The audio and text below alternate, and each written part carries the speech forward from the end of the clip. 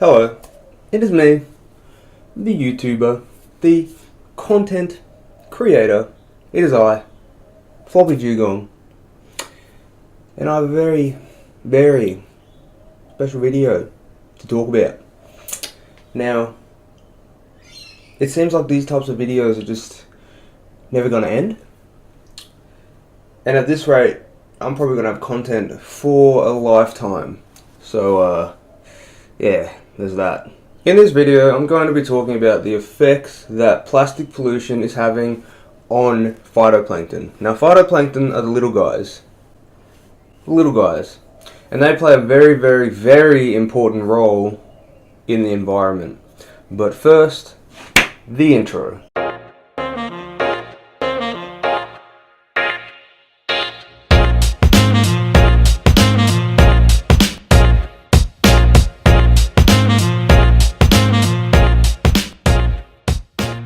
Okay, what was that? Okay, so before I get into the effects of plastic on phytoplankton, we need to take a trip down memory lane. And what I mean by that is when plastics were created. So, plastics were created to remove the demand of ivory from elephant tusks. Ivory from elephant tusks. Damn, that was hard. Now this demand on ivory decreased elephant populations. In 1907, a synthetic polymer celluloid was created by John Wesley Hyatt. I butchered that so badly, and I'm sorry. And his brothers. Now what I mean by a synthetic polymer celluloid is simply a polymer is a string of monomers, and a celluloid is a mix of cotton and nitric acid. So think of a necklace of cotton and nitric acid. That's plastic. Now this became one of the first ever plastics to be made, and it had the ability to be molded or shaped into anything. This is probably how it went down. Hey you, get over there, can you hurry it up? Keep up the pace, okay? This ivory isn't gonna sell itself. You keep working harder, quicker, faster. We've got demand, we got supply. Keep working fast. Yes, keep going. We've got ivory to sell here. Over there, you keep molding them in the balls. Not the first time you fondled them. Excuse me, sir. Oh, yes, John. Yes, you got something for me? I've been waiting. It's been a couple days. Sorry, it's taken a while. My brother and I, we've come up with a way that we can stop ivory, because, good. And why are we going to stop the production of ivory? We're booming. We are a booming business. Well, as you know, ivory is causing elephants to go into decline, so your business is going to crumble if we don't do something. Yes, decline. So what my brother and I have come up with is that we can use a straight polymer or a synthetic polymer celluloid to shape and mold into anything that we want to use. So you could mold it into other things like boxes, containers, or you can drink out of it, safe to drink. Straight chain or straight synthetic polymer celluloid is simply, we've just called it plastic. Perfect. Okay, so is this I just want one more question. So we've got ivory, okay? Ivory is apparently killing elephants, but what about this? Well, what is this going to do for me? Well, it's better than the elephant tusks used for ivory, but it's great. It can break down in the sun, so it's not going to cause a problem for the environment or anything else. You'll be safe, probably. Brilliant. And what was that last part? Nothing. we'll keep working on it and bring you the stuff. Okay, that's fine. Cut it into action. Take it over to the board. That will get you figured out, and we can boom. No more ivory. Plastic is the way. People, plastic is the way. Let's get cooking. Okay, maybe not 100% like that, but you get the general idea. Now, plastic has this crazy property of photo degradation, which simply means that it is able to break down in the presence of UV light. Now, plastic doesn't break down indefinitely. It breaks down to smaller and smaller particle sizes. These are called microplastics, and this is anything that's between 5 millimeters or less.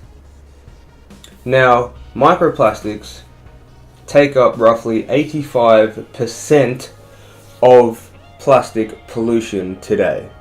Plastic has become such a massive commodity that it literally takes up or is a part of everyday life. It's estimated that roughly 150 million metric tons of plastic enter our ocean, with approximately 8 million metric tons of plastic that enter the ocean annually. Now, the attributes that make plastic so useful or so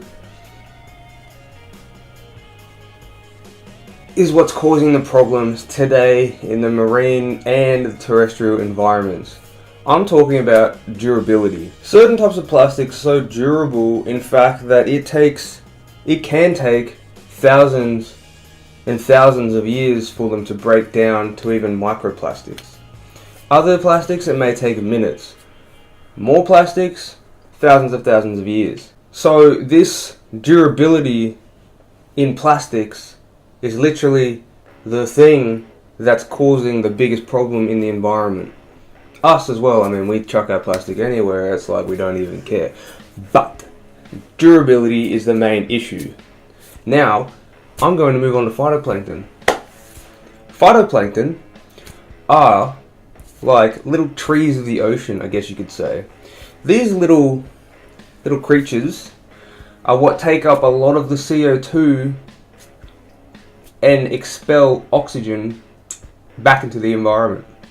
So yeah, I guess you could say they're like little leaves, I guess, more appropriate term, in the environment.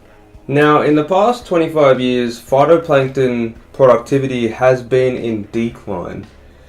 Researchers from Canada's Dalhousie University, I probably butchered that, but you know what, we'll carry on.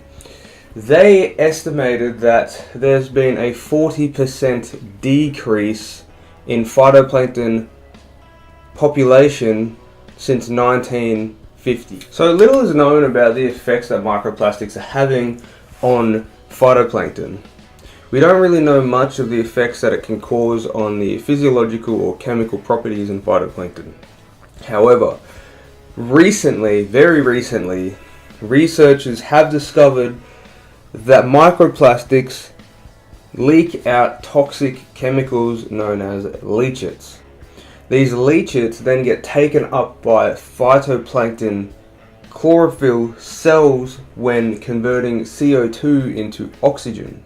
At very high concentrations of these leachate toxins, researchers found that the chlorophyll cells that produce the CO2 begin to die. The death of these chlorophyll cells means photosynthetic efficiency decreases, uptake of CO2 decreases, and the output of oxygen is lessened, meaning that ocean chemistry will change over time.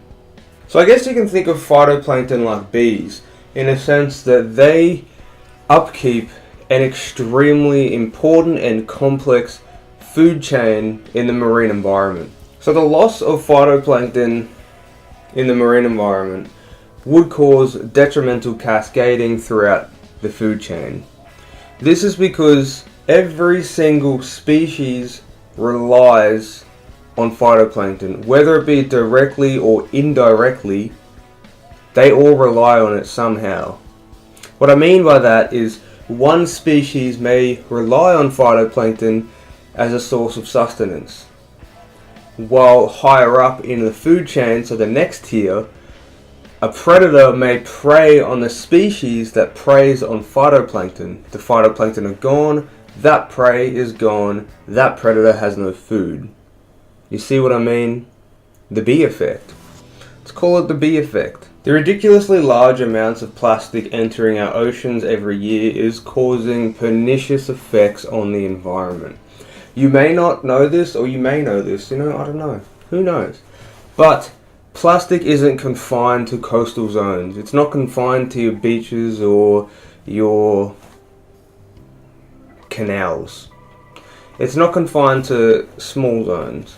You can find plastic out in the sea. Every single ocean is connected, meaning that plastic will circulate around the world. So you chuck your plastic or anything, any plastic gets in the ocean, it's going on a round the world trip for free. If that doesn't annoy you, I don't know what will. North Pacific subtropical gyres, which are basically circular oceanic currents, have been found to have plastic caught within the current. Just recently, plastic was found in the deepest part of the ocean, the Mariana Trench. Now, if plastic is getting down that far, we've got a problem. And I don't mean that there's a lot of plastic in the ocean. That's already a problem. The problem is that, if I wind this back, previously I said it is able to break down in the presence of UV light. That plastic have photo-degenerative properties. Why did it take so long to say that? Plastics have photo-degenerative properties. So if we're going down into the abyssal zone, meaning there's not a lot of light or no light at all, the plastics are going to take even longer to break down. See the problem here? Man, I really need a haircut. Already, it's been like 4 weeks. We not only have to worry about the toxicological effects that plastics are having on phytoplankton populations, as well as their chlorophyll cells, which is the main machine in which stops a lot of the CO2 in the atmosphere and converts it to oxygen, which we use. But we also have to worry about plastic in the bottom of the ocean. At this point in time, I'm finding it hard to believe that we as a species are ever going to learn. It's kind of hard to think that we've got all these campaigns going on, and as a species, we're struggling to make the simplest of changes. With that being said, I hope you guys enjoyed the video. I will see you in another video every single Wednesday. I upload videos. Floppy Dugong, be sure you like and subscribe. Share it around. It means the world to me. It means people get to see it and people get to understand what I'm talking about and maybe make a little bit of a difference. If I can influence one of you, that makes me happy.